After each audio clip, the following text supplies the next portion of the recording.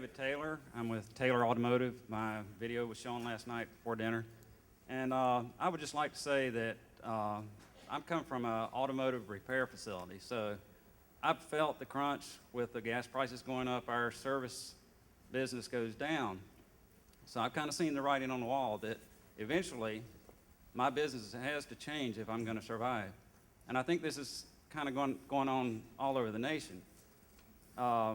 I don't quite understand. I'm just kind of curious. As you're in the automotive repair business. Repair and service. And how has your business been affected by what's going on? Just elaborate for a second. Every time the gas prices go up, whether it's 5 cents, 10 cents, consumers, if they're being crunched with their budget, groceries are more expensive, their gasoline, if they've got a choice of putting gasoline in their tank or come in and getting their oil changed, they're going to put gas in their tank. Gotcha. So I understand that. So people delaying everything else. Right. Gotcha.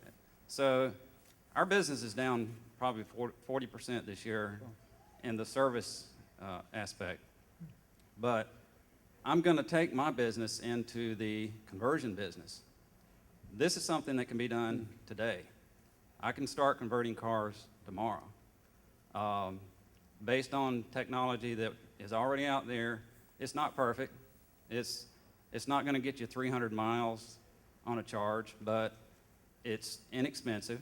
It's something that people can do right now until the technology is there. Question? So my question is, and maybe, I know this is selfish, but Please. I've not had anybody come up to me today saying, hey, how can we help you to duplicate this? Do you need funding? So how do we address that? So could we, to elaborate, is there an enabling legislation or system that, to get this going before we get to the big companies do it, that would enable this kind of ground-up conversion industry to take off?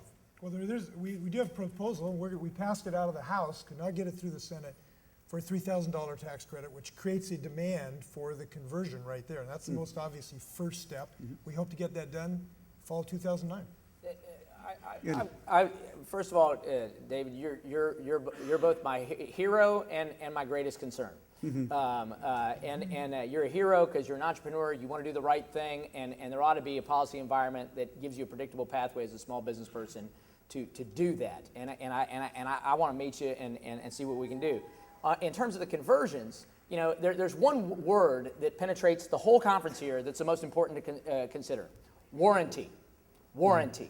Okay, and the idea of voiding a warranty on your largest hardware purchase that's critical to the transportation and for your livelihood for most people in America is not a realistic option.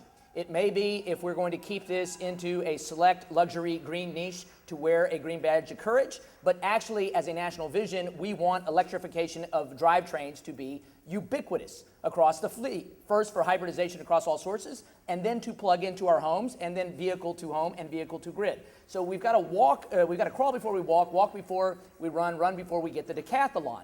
And my big concern here is, as a guy who was once a diesel engine guy, that we don't lose 3 decades like we lost when we prematurely went into diesel, encountered flaws, had pushback, and it's taken us 3 decades to recover dieselization of the fleet. So certification, validation, testing with warranted batteries that people don't have to worry about from a perspective of safety and security is going to be fundamental. So we want to work with the retrofitters, but we don't want to lose the idea that ultimately it's got to be consistent with what the automakers are putting out.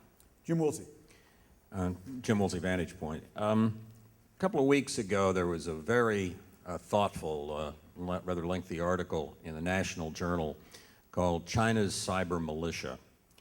And that story led with the assertion, based on discussions with people supposedly in the know in the executive branch, that not only was the outage in '03 in the northeastern part of the United States and eastern Canada, previously attributed to tree branches falling in Cleveland on power lines, not only was that done by Chinese paragovernmental hackers, but the outage in eastern Florida in February was also from the same source. This morning's papers talk about Chinese hacking into Capitol Hill offices. Jay's office? Not his yet, as far as we know from the press, but Congressman Wolf's office.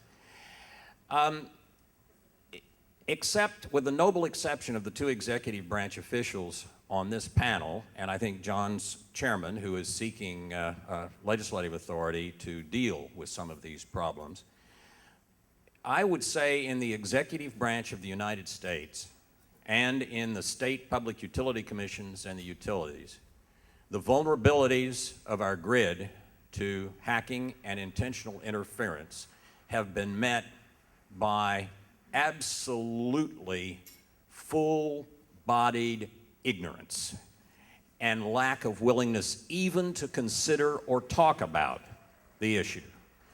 Now, I'm as big a fan as anybody of going electric with vehicles, but can any of you tell us something about somebody somewhere who is trying to take some action to keep the grid from being taken down by foreign governments, by terrorists, by whoever, let's say 12-year-old hackers? The existing systems probably protect us pretty well against 9-year-old hackers, but John, let's why go don't with you, the 12-year-old hacker. You're closest to that. Let's I'd be start with happy to. John. And Jim did allude to the fact that Chairman Kelleher has testified before a House committee indicating that FERC needs additional authority. As some of you may know, FERC was given the authority in the 2005 EPAC for responsibility of reliability of the grid. That wasn't necessarily security, but certainly security should be subsumed in reliability. And as such, we have developed, or actually the entity who we, under that act, act as our reliability organization, the NERC, has developed standards, cybersecurity standards, that we in fact have adopted, that FERC has adopted. Now, that doesn't close all the loopholes, and that's ultimately why Chairman Kelleher asked for this additional authority from Congress, and I understand the legislation is being drafted, and hopefully that will be expeditiously processed, and we'll get these closed up. But Jim is correct. I mean, we need the authority to ultimately direct the utilities from FERC to do certain things with respect to cybersecurity. We don't have that authority yet. We need it. Andy, then we'll go to you. Yeah. That's from the government point of view. Jim successfully scared the hell out of me last time he and Jay and I were together in California, and courteously recommended that I get a classified briefing on this. And so the D-class part is that we can speak to is this isn't the cyber hacking that you think of just for passwords. This is the capacity to destroy hardware in your home, at airports, at military bases, your car, if connected through the grid. Okay, and I see that the Undersecretary of Homeland Security for Technology Development's in the second row here. This is what he does 100% of the time. I think that's why he's here. But the main point, Jim, that you leave us with is security cannot be less of a concern than environment in the current context of immediacy as we plan out energy transformation. And that is absolutely true if we're talking about clean energy superhighways, which I would like to see. We have got to integrate all of our thinking about security if we want the appropriate on and off ramps at our homes, at commercial facilities, at military infrastructure. Sue.